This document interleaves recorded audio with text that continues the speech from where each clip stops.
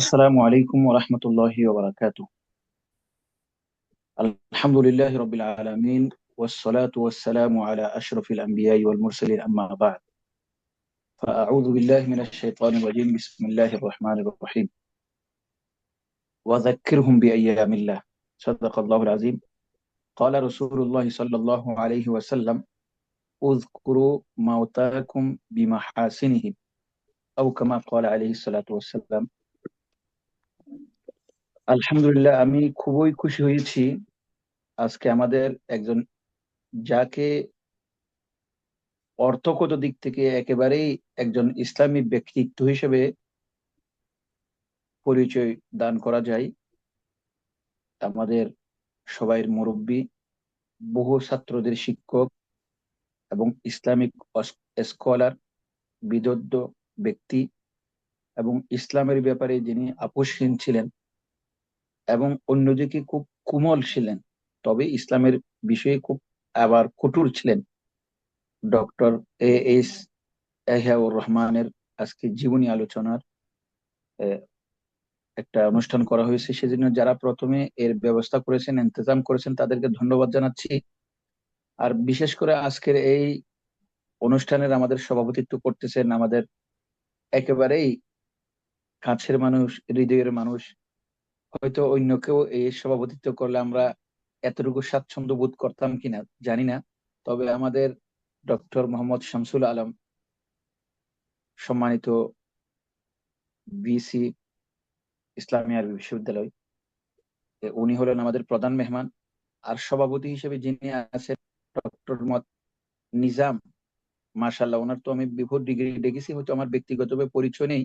তার এ, বিভিন্ন পদ যেগুলি আমি দেখলাম, এতে দেখতেছি উনি একজন ভালো ইসলামী ব্যক্তিত্ব। এবং আমাদের আরো মেহমান হিসেবে আছেন ডক্টর মোহাম্মদ আবু জাফর, এবং আরো যারা আছেন, আমাদের ডক্টর আকরম আব্দুল কাদের সাহেবের নামও আমি দেখেছি।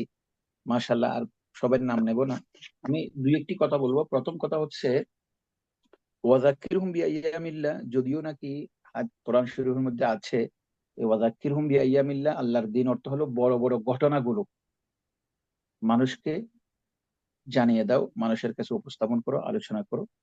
তো যদিও আয়াত তো বহু আগে নাজিল হয়েছে, আমি মনে করি যে আমাদের ডক্টর ইয়াহিয়াউর রহমানও আমাদের এই ব্যক্তি জীবনে, পারিবারিক জীবনে, সামাজিক জীবনে তার দুনিয়াতে আগমনও আমাদের জন্য, আমাদের মতো নগণ্যদের জন্য একটা বড় ঘটনা।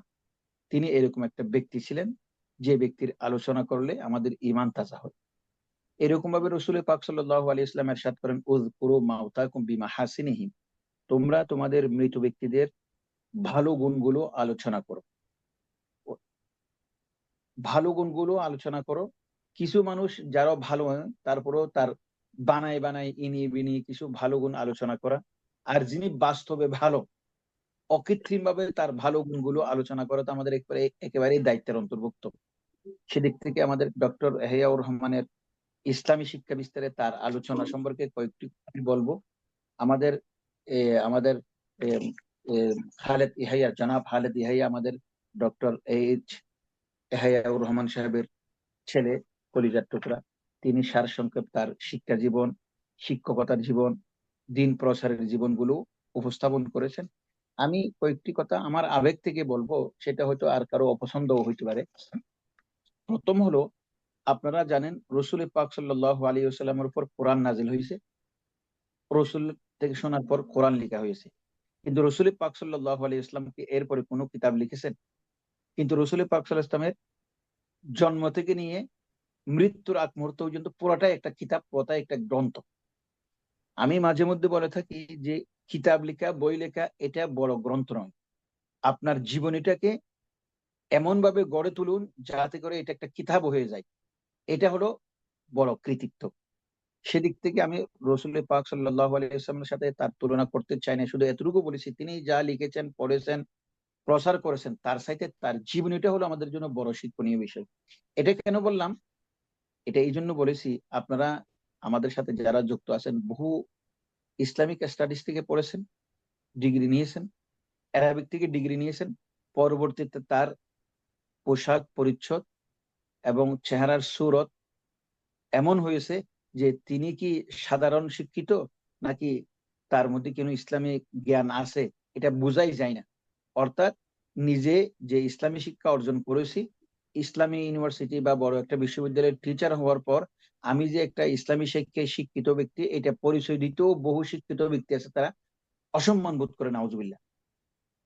আবার কিছু এক্সেপশনাল বিষয় তো আছে। আমি ডক্টর এস হেওর রহমান মাথা থেকে নিয়ে পায়ের তালু পর্যন্ত তিনি ইউনিভার্সিটির শিক্ষক ছিলেন, বড় বড় বিশ্ববিদ্যালয়ের শিক্ষক ছিলেন, কিন্তু তার একেবারে অবয়ব দেখলেই বোঝা যাইতো যে ইনি একজন মুখলেস মানুষ। হয়তো কেউ আগে থেকে না চিনলে এটা মনে করতো না যে ইনি একটা ইউনিভার্সিটির শিক্ষক, বরং মনে করতেন যে কোন একটা বড় কোনো খানাকার মুর্শিদ, বড় একটা কোনো খানাকার পীর, অথবা বড় একটা মাদ্রাসার উনি মুহাদ্দিস, এইরকম মনে হইতো। অতএব আমি ইসলামী শিক্ষা প্রচারে বই পুস্তক লিখে প্রচার করা এর চাইতে আমি বেশি পছন্দ করি নশরত তালিমুল ইসলামিয়া বিইত্তিবাইল কদওয়াতিন নববিয়্যা, রসুলের উসওয়া অনুসরণ করার মাধ্যমে ইসলামী শিক্ষা প্রচার। এটা হলো কিতাব লিখা, পড়ানো এর চাইতে বড় উত্তম পন্থা। সেই উত্তম পন্থাটাই আমাদের ডক্টর এস এম ইয়াহিয়াউর রহমান রাহিমাহুল্লাহ তাআলার মধ্যে এই গুণটা তার মধ্যে ছিল। অর্থাৎ তিনি যদি কিছু লিখেও না যাইতেন, তারপরেও তার চাল চলন থেকেও আমাদের বহু কিছু শিক্ষার ছিল, এবং তার চাল চলনটাই একটা দাওয়াত ছিল আমাদের জন্য। এই জিনিসটা আমি মর্মে মর্মে উপলব্ধি করেছি। কেননা তিনি যখন চিটাগং যাইতেন, তখন আপনারা জানেন আমাদের ডক্টর আকম আব্দুল কাদের সাহেবেরও শিক্ষক, যদিও আমাদের মেজাজের সাথে কিছু অমিল আছে। ডক্টর রশিদ সাহেব, ওনার বাসায় মাঝে মধ্যে যাইতেন।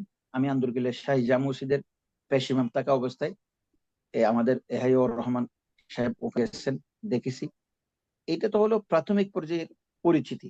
এরপরে যখন আমি বাইতুল মুকাররম আসলাম, উনি টিকাতুলি মসজিদের খতিব, মুফতি নুরুদ্দিন সাহেবও 2 জুমার বোধহয় টিকাতুলি মসজিদের খতিব ছিলেন। তো উনি মাঝে মধ্যে বাইতুল মুকাররম এসে সকালে অথবা রাত্রি যাপন করতেন, তখন ওনার সাথে আমি বসতাম। উনি সবচাইতে টিকাতুলি মসজিদে কিন্তু খতিব খুব কমই টিকে। বহু বড় বড় মাসে, এমনকি আমাদের বর্তমানে যে মৌলানা মুফতি মাহমুদুল হাসান, উনিও সেখানে টিকাতুলি মসজিদের খতিব ছিলেন। কিন্তু আমাদের ইয়াহিয়াউর রহমান রাহিমাহুল্লাহ তাআলা একাধারে এরকম একটা ক্রিটিক্যাল মসজিদে যতদিন খতিব ছিলেন, ততদিন আর কেউ থাকতে পারে নাই। এমনকি মুফতি নুরুদ্দিন সাহেব তার সাথে ছিলেন, কিন্তু অতদিন থাকতে পারে নাই যতদিন আমাদের ইয়াহিয়াউর রহমান রাহিমাহুল্লাহ তাআলা ছিলেন। এটা এই জন্য বলতেছি যে উনি দিনের ব্যাপারে কম্প্রোমাইজও করতেন না, আবার যেখানে কম্প্রোমাইজ করা যায় সেখানে সেই রকম একেবারে শাখাগত বিষয় নিয়ে ঝগড়াও করতেন না। তার মধ্যে একটা উদারতা ছিল। আমি সেই জন্য মাঝে মধ্যে তার কথাগুলো শুনলে আমার মনে হতো তিনি একদিকে মুসলমানের মধ্যে ঐক্য সৃষ্টি করার জন্য চেষ্টা করতেন, আরেকদিকে মুসলমান অনুষ্ঠানে জিনিস আছে এইগুলিকে বেশি প্রাধান্য দিয়ে মুসলমানের মধ্যে অনৈক্য সৃষ্টি করা, সেটাও অপছন্দ করতেন। অতএব প্রথম কথা হচ্ছে উনি ইসলামী শিক্ষা, আপনারা যে সবগুলি বলেছেন, প্রচার করেছেন, কিন্তু সবচেয়ে বড় ওনার মধ্যে যেটা ইসলামী শিক্ষার প্রচারের যেটা বাহন হিসেবে ওনাকে দেখতেছি, সেটা হলো নশরুত তালিমিল ইসলামিয়া বিইত্তিবাইল কদওয়াতিন নববিয়্যা, রসুলের কদওয়া অনুসরণের মাধ্যমে উনি ইসলামী শিক্ষাকে প্রচার করেছেন। সেটা আমি মর্মে মর্মে উপলব্ধি করেছি। বর্তমানে আমাদের লেখক বেড়ে গেছে, বক্তৃতা বেড়ে গেছে, ওয়াজ বেড়ে গেছে, রসুলের অনুসরণটা কম হয়ে যাওয়ার কারণে আমাদের মধ্যে অনেকটা ইসলামী শিক্ষার প্রচার থাকলেও প্রভাব কম।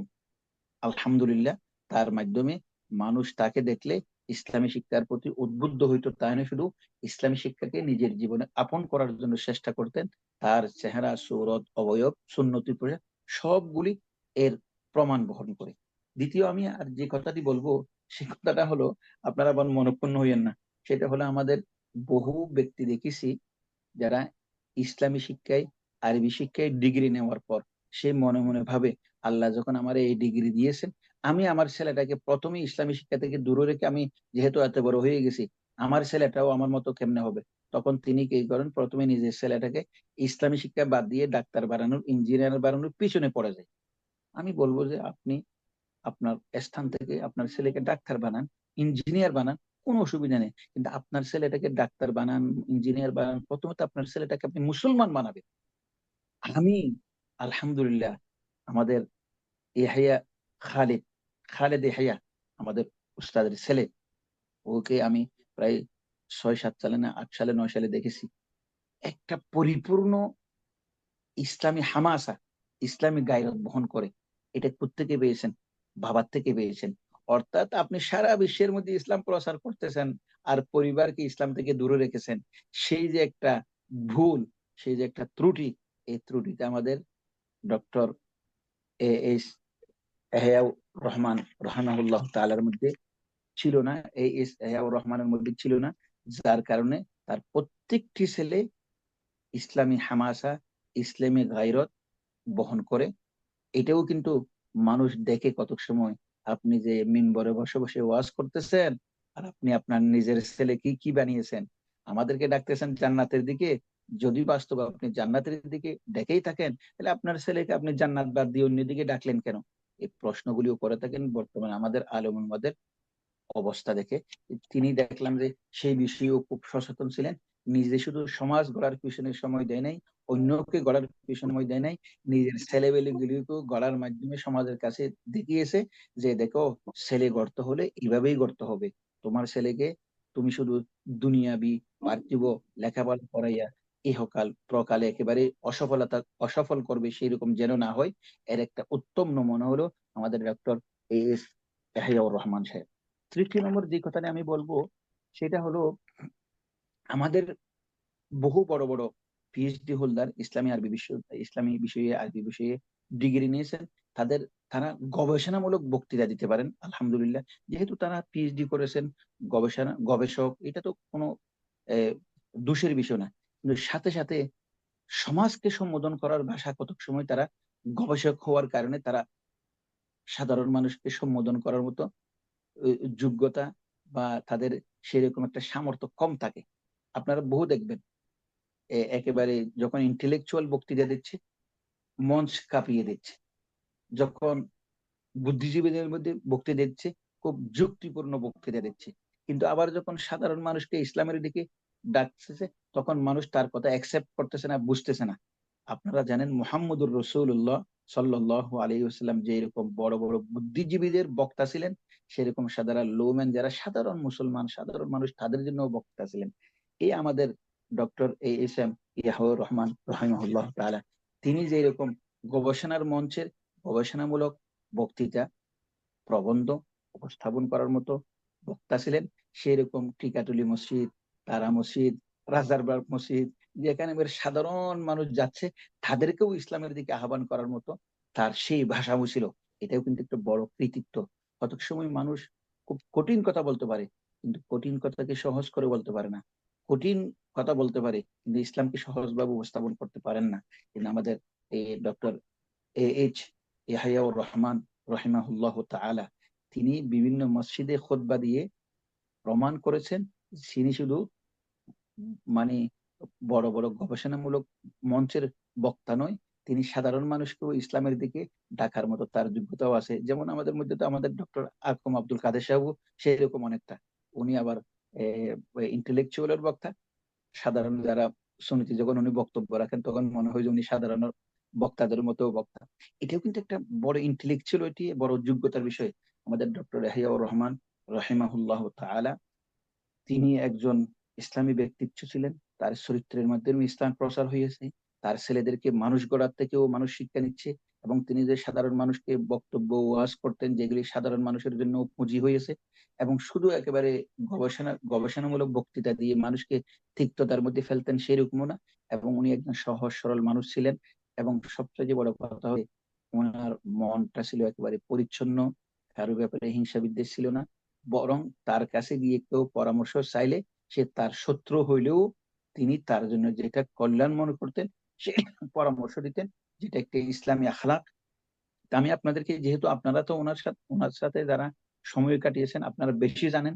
আমি তো দূরের থেকে একটু ওনার একটু একটু একটু করে আলো পেয়েছি বা আলোর একটা ছটা পেয়েছি, সেজন্য আমি বেশি বলে তার আসল পরিচিতি যেটা আপনারা উপস্থাপন করবেন, সেটা পরিচিতি আমি যদি বেশি বলে ফেলি, তার মধ্যে একটা প্রতিবন্ধকতা সৃষ্টি হবে। সেজন্য আমি আপনাদেরকে বিরক্ত করে থাকলে, যেহেতু যেহেতু আপনারা এগুলি জানেন, সেগুলো আবার চর্বিত চর্বণ উপস্থাপন করা, এটা আপনাদের জন্য একটা বিরক্তিকর এবং বিরক্তর বিরক্তির একটা মাধ্যম হয়ে যাচ্ছে। কিন্তু আবেগ থেকে কিছু বলেছি, আবেগের কারণে জানলেও বলতে হয়, সেই জন্য বলার কারণে আপনারা মনে কষ্ট নিয়েন না, ক্ষমা করে দিয়েন। এবং ওনার মতো একজন ব্যক্তিত্ব শুধুমাত্র আমাদের এরকম ওয়েবের সেমিনারে সীমিত না থাকে, আমরা তার জীবনীয় একটা জীবনী গ্রন্থ বের করব, যার থেকে মানুষ উপকৃত হবে, সেই আশা নিয়ে আমি আপনাদের থেকে বিদায় নিচ্ছি। আসসালামু আলাইকুম ওয়া রাহমাতুল্লাহি ওয়া বারাকাতুহু।